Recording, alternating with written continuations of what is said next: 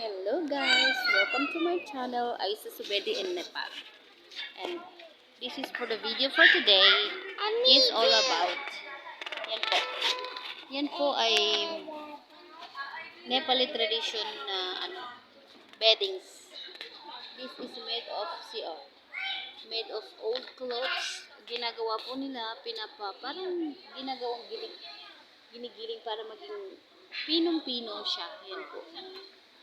Tapos, yan po ang ginagawa ng manong ni kuya. Pinalutan niyo po ng tela. Tapos, ayan, tinatahi po ang gitna-gitna niya. Nakikita niyo yung ginagawa niya. Para po magiging beddings na po siya. Tapos yun, yung sinulid niya. Strong yung sinulid niya kahit na kasi bibigay yung tela niya. Yung sinulid, matibay pa rin yan. Okay. Kahit ilang taon yan. Kasi ako nasubukan ko yan. Yung kasi dito sa Nepal, it's so very cold the weather. So, yung mga beddings dito, parang, alam mo yung kulang. Ayan po ang ginagawa nila. Pero alam nyo, how is the payment of that? Kinikilo po yan sa gawa niya. Magbabayad ka sa labor niya. Ang per kilo is, ano ba? Halimbawa, parang 200 pag ginawa. Iba pa yung binili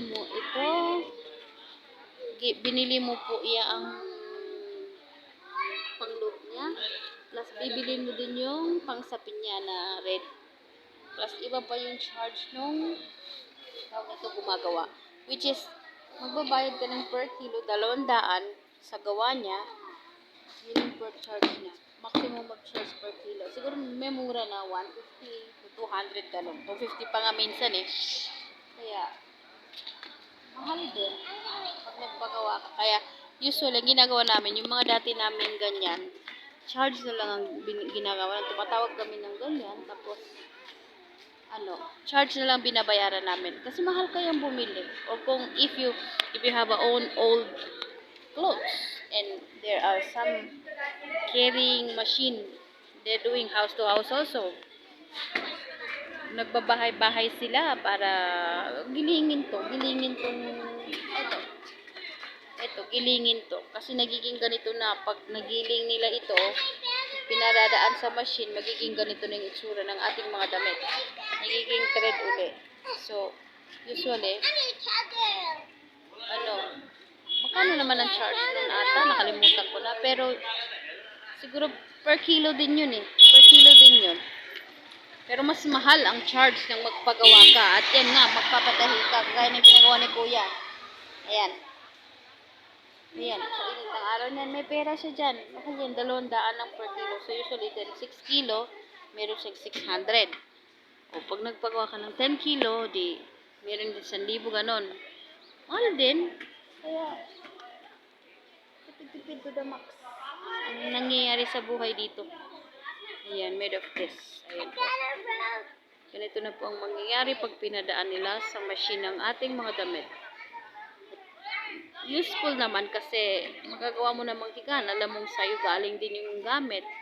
Then like this na ang mangyayari. So in the last, pagkatapos niyo pong itahi yun na yung that side na yun. Kasi na ba yung kamay ko? Ayun. Yun na po yung homemade. At ready po, yun siya, bed. Single bed po yan siya. Ay, babo. Yuta. Ayun. Yun na po yun. Kaya, yan na po si mama. Kahit anong init ng araw, pero may pera po siyang sure na pera na yun. Yan po ang kalakalan sa Nepal. Kaya, thank you for watching. Please like and subscribe for my channel, Aisa Subedi in Nepal. Thank you. Salamat. Mabuhay.